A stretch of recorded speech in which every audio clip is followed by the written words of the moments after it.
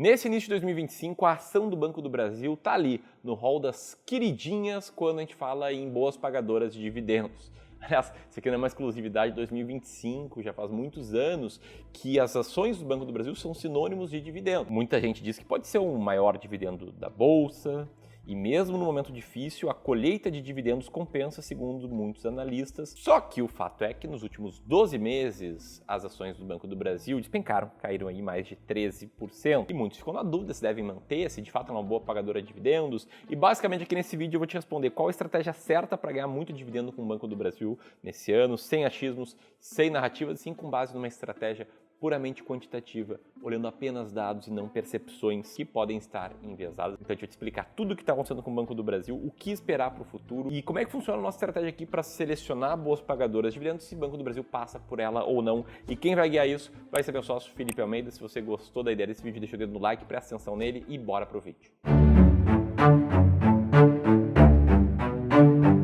Bom, vamos lá. A primeira coisa é a gente ver o que é que está acontecendo com o Banco do Brasil. Principalmente para a gente entender por que ele está caindo cerca de 16% já nos últimos meses. E a principal preocupação por volta da empresa agora é a deterioração do mercado agro aqui no país. Nesse período, principalmente os produtores de soja tiveram uma dificuldade muito grande com liquidez, com ter dinheiro na conta corrente ali para pagar o que deve. Isso acabou resultando no aumento da inadimplência do Banco do Brasil. E esse problema específico é responsável por 80% do problema de inadimplência. Falando de números, a gente vê um salto de 3 para 3,33% de um trimestre para o outro, aqui na inadimplência de 90 dias ou mais. E é justamente por causa dessa alta da inadimplência que o Banco do Brasil ou qualquer outro banco precisaria gastar mais dinheiro para evitar que isso realmente afete o balanço do banco. E é por isso que as despesas de crédito do Banco do Brasil subiram para cerca de 10 bilhões. Um aumento de 34%. Enquanto isso, o próprio lucro líquido do banco foi de 8,9 bilhões. E aí você vê o impacto desse custo com crédito, o que isso melhorando pode causar de aumento no lucro líquido também. Ah, Felipe, isso significa que o Banco do Brasil vai despencar ainda mais? O cenário daqui para frente é ruim? Como é que faz para ganhar dividendos ainda assim com esse banco? É isso que a gente vai observar, até porque isso é dúvida de muitos investidores do Brasil, que inclusive tem uma boa fatia do seu patrimônio nas ações do banco. E eu te falo isso pela própria carteira do Jorge, que a gente já tratou algumas vezes aqui no canal. Investidor que só no Banco do Brasil tem cerca de 300 mil reais investidos. O grande ponto é que o Jorge comprou o Banco do Brasil por ver algumas notícias parecidas como essas aqui, ó. 5 corretoras recomendam o Banco do Brasil. Banco do Brasil sobe nessa quarta, é hora de comprar o ativo. Na prática, ele acabou entrando nessa onda do mercado de todo mundo falar bem do ativo. Ele comprou para a carteira dele sem ter certeza quando deveria vender, quando deveria comprar mais. E principalmente, se não teriam outras empresas para compor bem o portfólio dele de ações. Até que o Jorge passou por uma sessão de consultoria gratuita com um dos nossos especialistas do clube. E lá, ele aprendeu a estratégia que é responsável por 94% do sucesso dos investidores no médio e longo prazo. E que é a única que ensina com clareza a hora que você deve comprar um ativo e a hora que você deve vender. Hoje, o Jorge não tem mais dúvida nenhuma sobre isso. E o lado bom é que você também pode participar de uma experiência como essa. Para se inscrever em uma das vagas da nossa consultoria gratuita, é só você fazer a leitura desse QR Code que vai estar aparecendo aqui na tela ou clicar no primeiro link da descrição do vídeo. Beleza, que o Banco do Brasil está passando por certas dificuldades, a gente já viu. Agora, é lógico que não dá para tirar da conta uma das empresas mais antigas da Bolsa Brasileira, uma das empresas mais antigas do nosso país, com mais de 200 anos de história. Um histórico sólido, inclusive que tem uma parte do governo por trás dela que torna muito difícil a possibilidade dessa empresa quebrar, por exemplo. Só que isso sozinho também não é motivo para comprar Banco do Brasil. Até porque, olhando para os últimos 30 anos, para quem investiu e reinvestiu os dividendos do Banco do Brasil na própria empresa, esse investidor perdeu até mesmo para o CDI, como mostra esse gráfico. Então fica claro que não é simplesmente pegar, colocar todo o dinheiro numa empresa, mesmo que você ache ela a melhor do Brasil, deixa lá por várias décadas e isso vai garantir que você vai ganhar dinheiro. Não, no Banco do Brasil não foi assim. Qual é então a nossa estratégia, a minha estratégia para ganhar muito dividendo com o Banco do Brasil? E para te explicar isso, eu preciso te mostrar como é que funciona a nossa estratégia para ganhar mais dividendos como um todo. E visa comprar empresas que satisfaçam critérios muito claros na hora de investir. E a maioria deles está listada aqui na tela para você. As empresas precisam ter uma liquidez mínima diária de 3 milhões de reais. Elas precisam estar com lucro positivo no último trimestre. Afinal de contas, a empresa no prejuízo não paga dividendo. Ela precisa apresentar um lucro que está crescendo nos últimos 3 anos. Isso é um belo indício que ela vai continuar performando bem. Afinal de contas, ela tem um histórico recente de alta nos lucros. Quanto mais lucro, maior tendência de dividendo. Ela precisa ter limites saudáveis de payout. Ou seja, do lucro líquido que ela tem, ela não pode distribuir quase nada de dividendos e também não pode distribuir muito mais do que lucrou em dividendos. Isso não é sustentável. As empresas não podem ser voláteis demais, ou seja, elas devem ser mais consolidadas na bolsa. E por último, não menos importante, ela precisa ter pago um dividendo alto na média dos últimos 36 meses. E aí você olha para isso aqui e você entende, poxa, então para entrar na estratégia não basta ter um dividendo alto somente. E mais que isso, eu não olho para esses critérios aqui só porque eu gosto, porque eu acho legal. É porque investir assim comprovadamente deu um resultado muito positivo no passado.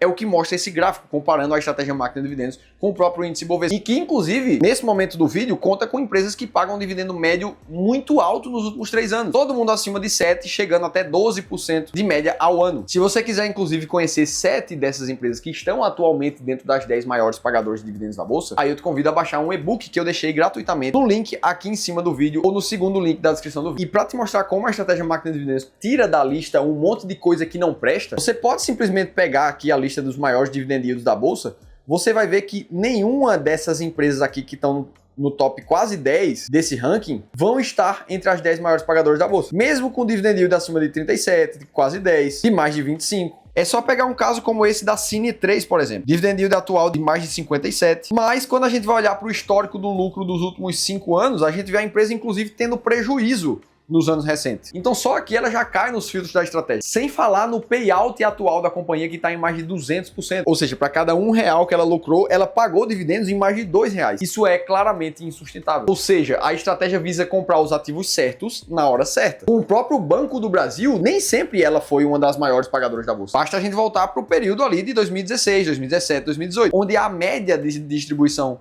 de dividendos do banco era de cerca de 2,5% para 3%. Agora, no momento em que eu gravo esse vídeo, a cotação do banco está em cerca de R$24, com o dividend yield atual de mais de 10%. Só que, no mais importante, o payout dela está muito controlado. Nesse momento, batendo cerca de 52%. O lucro do banco está crescente, é o que a gente vê nos últimos 4 anos seguidos, pelo menos. E o dividend yield ponderado do Banco do Brasil nos últimos 3 anos, na média, está em praticamente 10% ao ano. Isso coloca, nesse momento, o Banco do Brasil dentro das maiores pagadoras de dividendos da Bolsa, fazendo sentido dentro da estratégia. Espero que agora tenha ficado claro para você que não é todo momento que uma empresa boa é uma boa para investir. Dito tudo isso, se você quiser saber como ficar rico mesmo na crise que a gente está vivendo em 2025 no Brasil, aí você precisa assistir esse outro vídeo aqui que eu te contei tudo isso em detalhes e eu vou estar te esperando por lá.